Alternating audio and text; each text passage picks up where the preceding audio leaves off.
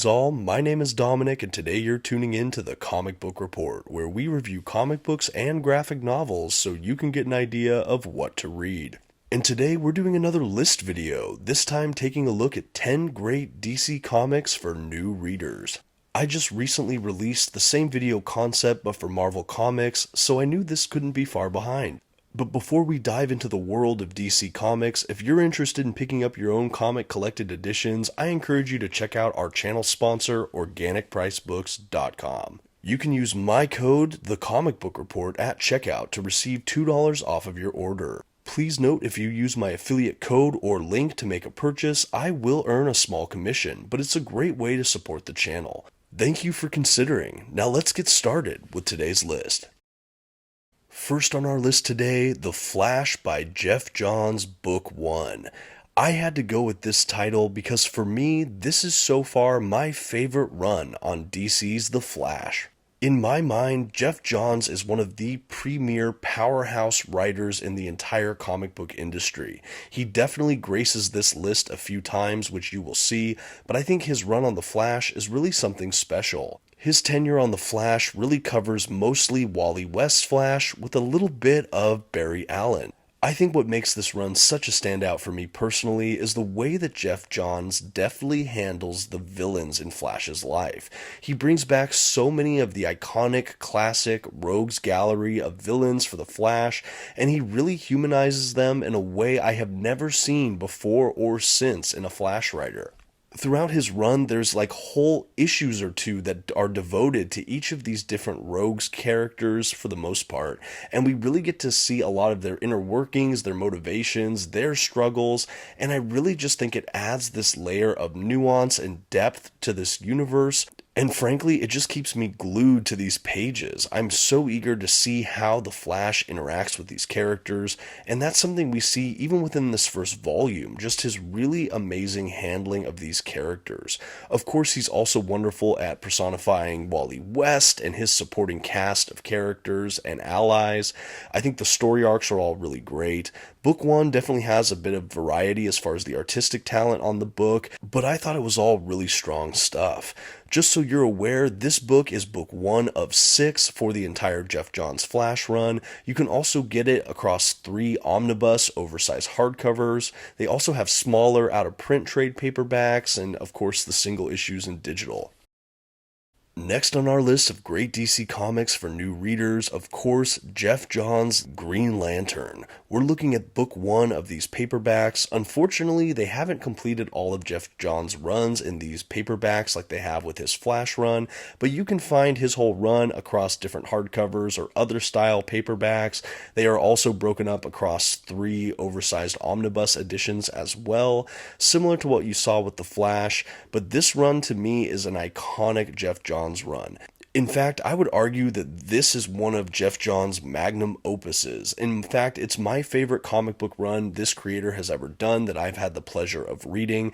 To me, it is the definitive character-defining run for Green Lantern, particularly Hal Jordan. It completely revitalized this character, and it added so much to the Green Lantern mythos and this overall universe. I really enjoyed this run. I think I can go back and just find issues that I adore. I think it's the perfect entryway for new and prospective readers of the DC universe, and especially those that want to check out Green Lantern. This is a really great title for those that like kind of space opera sort of adventures, a little bit of science fiction, a lot of great character work, just so much fun here. Definitely fantasy elements in this as well. It's really hard to oversell just how good this run is, and even this first book here really establishes some great foundation for everything Geoff Johns will bring to the table across this incredible comic book run. I also think that this run is marked by some truly gifted artists. The way they do the light effects and the powers across this run are really just jaw-dropping and beautiful. I know a lot of people have the omnibus editions. I would love to upgrade to those someday, but for right now, what I have in paperback, I really enjoy. I love this run. Next on our recommendation list for today, Supergirl Woman of Tomorrow by Tom King and Bilquis Evley. This is one of the best books I have personally read all year long. This was also the first Supergirl solo title I have ever had the pleasure of reading. Why I included this on this list is that this is really a trendy book right now. James Gunn has announced that this is going to be some way adapted in his new DC universe of films. I also wanted to introduce it into the list because it's a fantastic self-contained story, so you don't need to have any kind of pre-existing knowledge of this character, and you don't feel like you need to keep reading other books after this necessarily. You can kind of get in, enjoy, and get out. Read it as really a graphic novel and just enjoy your time. So I think that this is a great recommendation for those that maybe don't want a huge commitment but want to check out some of the best contemporary comics these days. This is a really fantastic story. It's a coming of age story. It's a revenge story. It's a amazing story about compassion, hope, and strength. It has some really fantastic, strong, dynamic female characters. The art is absolutely gorgeous. It's really kind of surrealistic, beautiful. The colors just pop right out of the page, and it's really just a great book. I read this a couple months ago. I reviewed it on the channel, but I really think that this is going to become one of the absolute best comics I've read all year long. So far, I think it's the #1 spot. Highly recommend it to just about anyone who wants a great spacefaring adventure with some really solid characters. It's beautifully written. There's times that the prose we get throughout and the narration almost feels like poetry. It really is just lyrical and stunning in its own way. The art style from Evley, I've never seen anything like it, and this was truly a joy to read and one I would highly recommend. And hey, while I have you, if you're enjoying this video and you have yet to subscribe to my channel, I highly encourage you to do so. I always do videos like this and reviews and so much more. Thank you for considering. Next on our list, we have Nightwing by Tom Taylor and Bruno Redondo, Volume 1, Leaping into the Light. This is an actual ongoing comic run right now. It's also very trendy and buzzworthy, very talked about. I wanted to include this on the list as well for those that want to get plugged into a contemporary modern book that's still actively in the discussion because it's still being written. I highly recommend this run. I think that this is just such an amazing character that is starting to finally get his due. The writer instills even more heart into the character of Dick Grayson, Nightwing, and the supporting cast, so that I care so much about the actual central characters that I almost don't mind what the plotline around them is because I'm just so gripped by the character interactions. Couple that with the actual plotline, which is quite good, and the incredible artwork from Bruno Redondo, and we have just a powerhouse of a book in our midst. For those that don't know, this character Nightwing is the first Robin of Batman and Robin back in the day. He now has his own hero name, his own kind of turf, his own sort of identity and purpose and calling as a superhero. And that superhero is, of course, the titular Nightwing. This run really is a ton of fun. It's considered a volume 1, so it makes it really easy for new readers to jump right in. Of course, there are events that have transpired before, but this again is made to be very accessible, palatable to new readers, and I think it's a fantastic place to start reading comics, especially because it's so popular right now. I just read the first handful of issues in this run already. I've reviewed a couple of the collections on the channel. I'm still an active reader of this series. I've really enjoyed what I've read so far, and I'm here for more of it. Let me know in the comments if you've been reading Tom Taylor's Nightwing, and for the rest of you, definitely check it out. Next up, finally, the Blue Boy Scout. Of course, I'm talking about Superman, and today it's going to be Superman Man of Steel Volume 1 by John Byrne. This is a definitive and quintessential Superman run that picks up right after the events of Crisis on Infinite Earths. This is a post-crisis Superman, and this is really a foundational chapter in this hero's life. It starts with a complete retelling of the origin of Superman, the destruction of Krypton, him being found by Martha and Jonathan Kent, and becoming the hero we all know.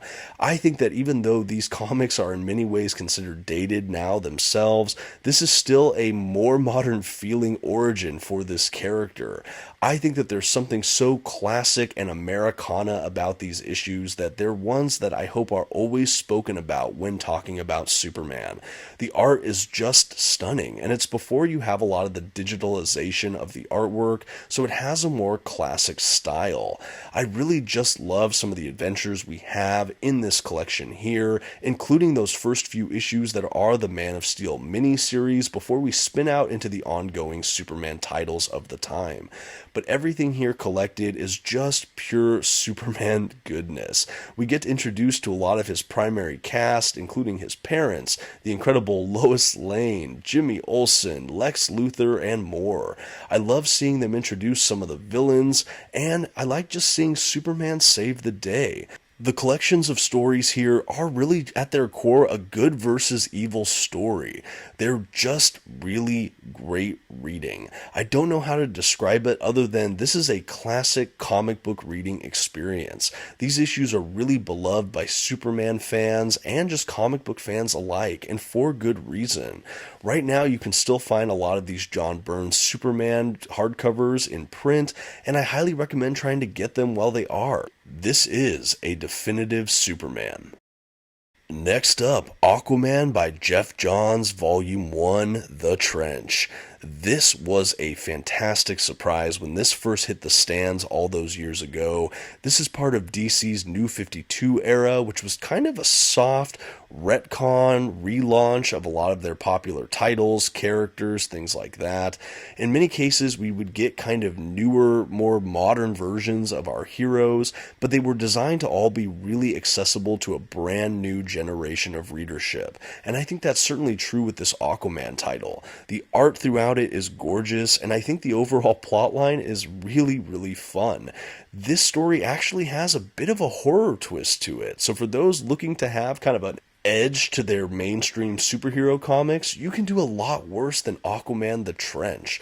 I really enjoyed the storytelling here. The art is really stunning, and it made Aquaman someone not to be messed with. They really took him seriously in a really great way in this run, and these first couple issues really show you everything a great Aquaman story could be.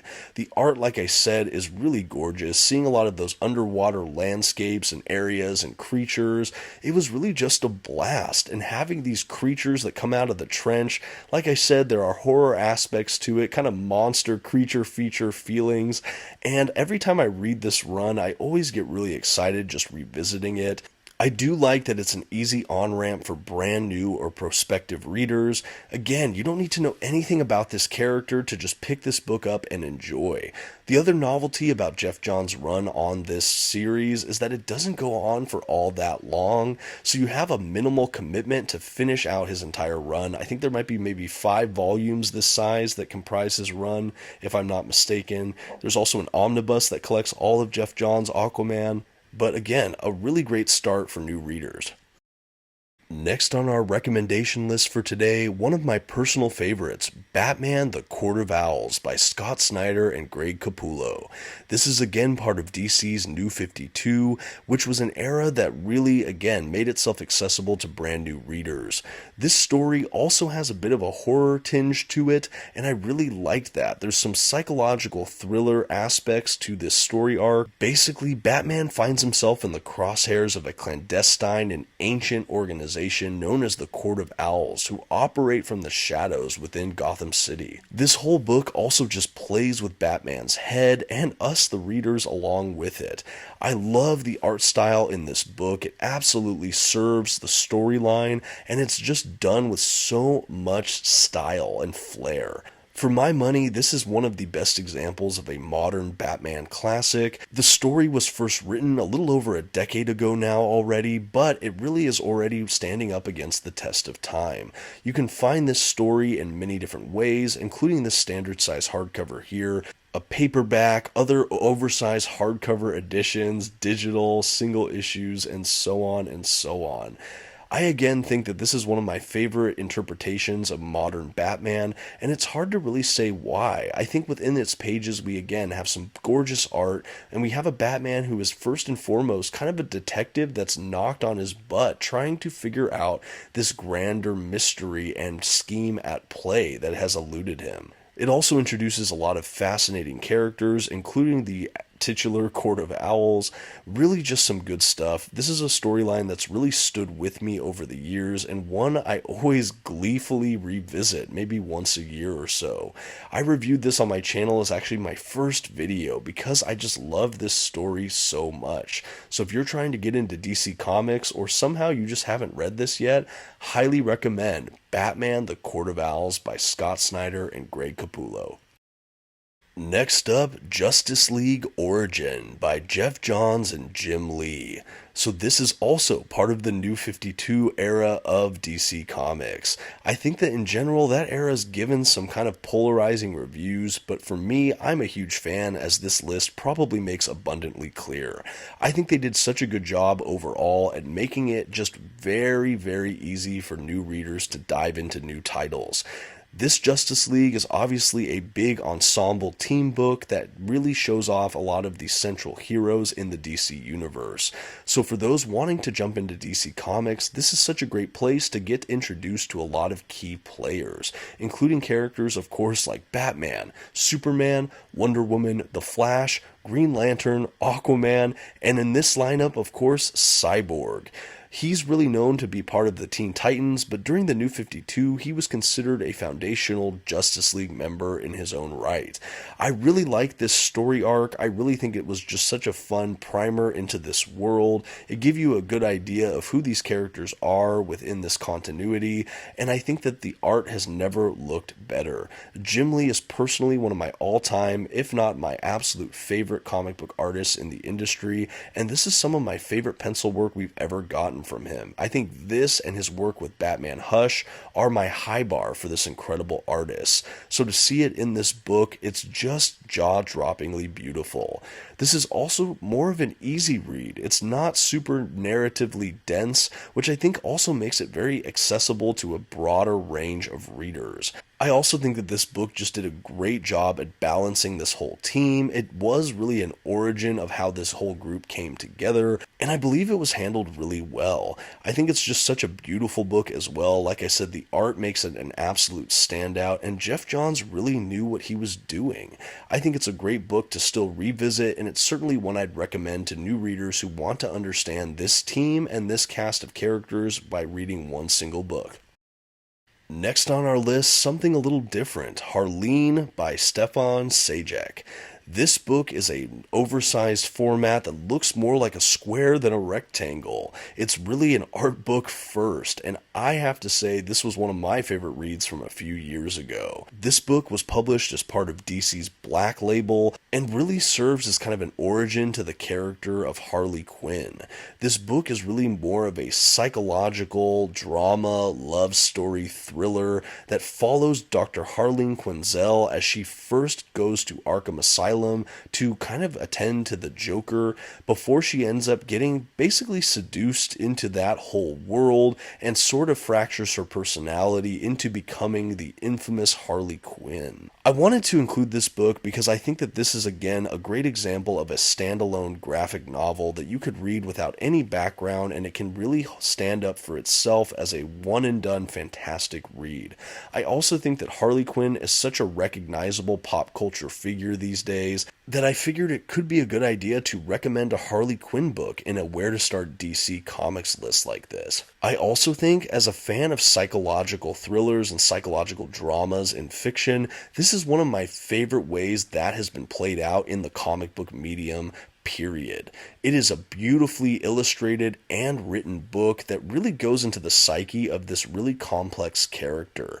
I think it's really easy to write this character off, but there's really a lot going on beneath the surface, and I think Sejic really just understands who this character is.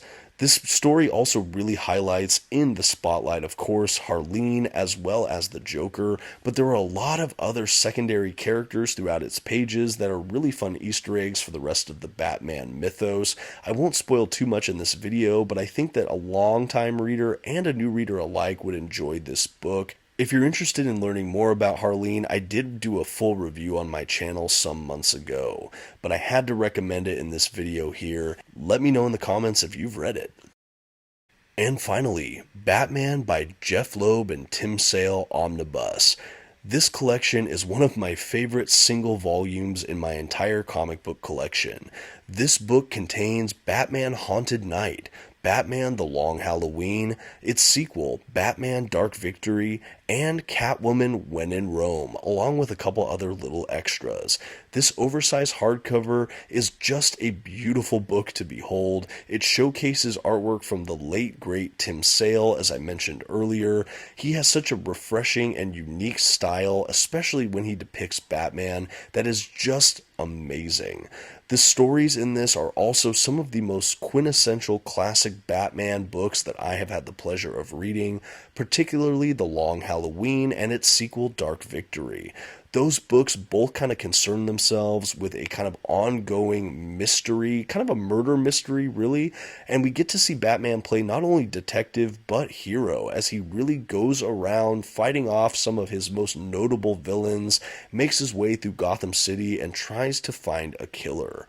The sequel, like I said, is very similar as well, but it's really just absolutely well done. Another novelty about the stories in this book are that they take place early in the crime fighter's career, so he's still kind of becoming the Batman we know and love, and I really like that. There's kind of a freshness to him and how he approaches just all of his crime fighting, and I think it's a lot of fun. Like I said, it really stresses the detective angle, and I think it's really done to perfection just about. I really enjoy, again, just seeing the different ways Sale depicts a lot of the heroes and villains within that Batman mythos, and I also think it's just perfect for new readers. Again, this omnibus collects a couple good stories, but they all really are standalone graphic novels in their own right. I think they're absolutely accessible to anyone wanting to check out Batman for the first time or a long-time comic book fan. It's a really great collection that you can usually find for a ridiculous value given the quality of content within it. A truly outstanding read.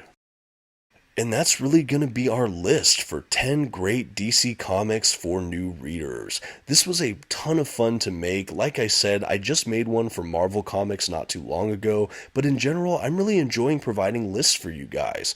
Please let me know what you think in the comments below. I would really enjoy your feedback. I also know that there are tons and tons of other great DC Comics out there, particularly for new or aspiring comic book readers. So I would really appreciate if you have those recommendations, please go ahead and put those in the comments as well. I would love our comment section here for this video to really read as a one-stop shop for all things great DC Comics for new readers. And perhaps selfishly, I'm also hoping to get some great DC Comics recommendations for myself of books I maybe haven't read yet. Thank you for considering, thank you for your time. It really means the world to me, you watching these videos. And that's going to do it for the Comic Book Report. Until next time, please don't forget to leave a like on this video and maybe check out some of my others. Have a good one.